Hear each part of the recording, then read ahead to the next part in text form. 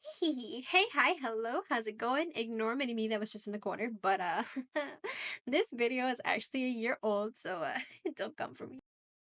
And even though it's a year old, I still kind of wanted to share it with everybody. I'm normally not someone who wants to like throw out their really, well, it's not even that old, but throw out their old art and all that kind of stuff because yeah, you kind of learn from it. You look back on it and you're like, okay, I can take these lessons and all this and just kind of improve, look at where you can fix things or change things later on. I did end up actually drawing him a little later down the line. I want to say like a few months later.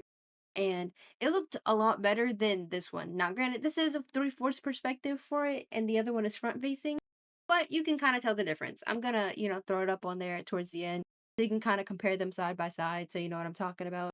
And yeah, I just decided I was gonna paint him. I think this was a time where I was kind of just binge watching the show and also looking at a whole bunch of edits. So I got really not fascinated, but I just really wanted to draw a character or paint the character. And normally that kind of stuff doesn't happen. I know I did try and draw Kaneki at one point in time, and yeah, no, it was bad. It was really bad. Yeah, I'm gonna redraw him or, paint him physically or something like that because I need a do-over. Or, I may actually try and do them in my style. I mean, that would be pretty cool to see, but I think I'm gonna try and draw them the normal way first and then do that just to see if I can because, it's been like a year or so. But yeah, so this is kind of how everything is coming along at this moment and yeah, there was a lot of stuff that was wrong with the undersketch, but I thought the sketch was fine, so I just continued or, went through and painted. And so here we are. You can tell his eyes are pretty big already. And so I was just like, oh, kind of the bug eye look, so to speak, is what I like to call some of the ones that I used to make is because I would make their eyes really big. And it fit for some of my characters, as you can see with these. But yeah, for that specific style at least. But when it comes down to the stuff that I'm making now, it's just it doesn't work well together. And as I've kind of like grown with my art, I've noticed some things that I've changed. But I didn't really know those things before, and that's because I wasn't super intentional with my art. I would just kind of draw.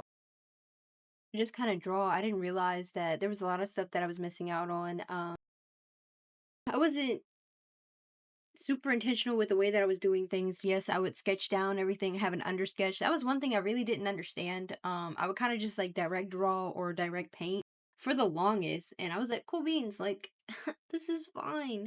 And then I think it was when I started picking up digital art where I did the whole under sketch thing, and I realized like you should probably sketch out your pieces, especially if they're detailed or big or anything like that, but before you start actually layering things on there.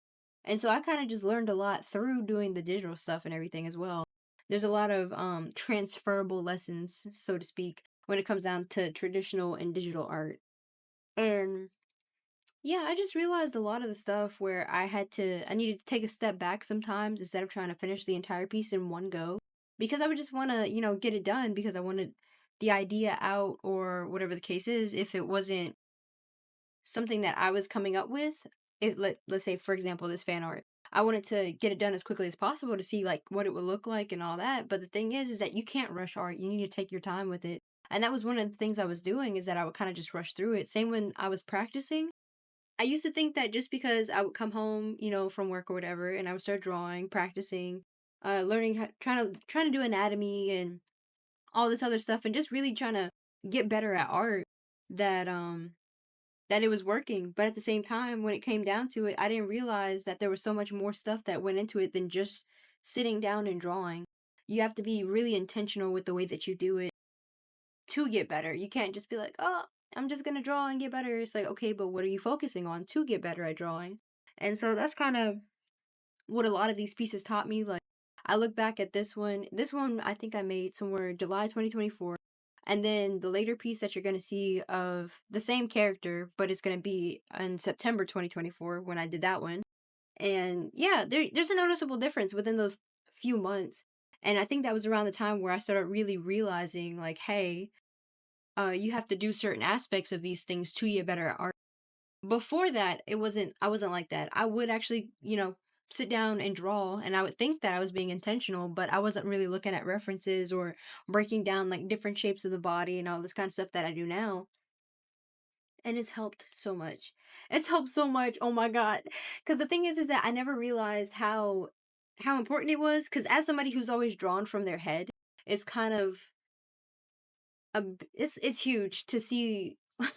It's huge to see that when you use a reference compared to when you don't use a reference, just how different your art looks. Even if it's just a pose, it doesn't even have, it could be like a an empty pose, or maybe like it's a real person but you're deciding on the fictional character. Dude, oh my goodness, it makes all the difference. So I was just like, okay, well maybe I need to start doing that from now on.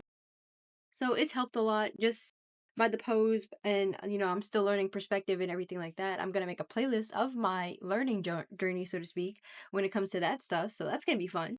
And yeah, this really should have been my very first video, but here we are. So these are what they look like. I hope you guys can see the improvement. I know I can, but yeah, just let me know what you think, even though it's an older video. Thanks for watching, and have a good one.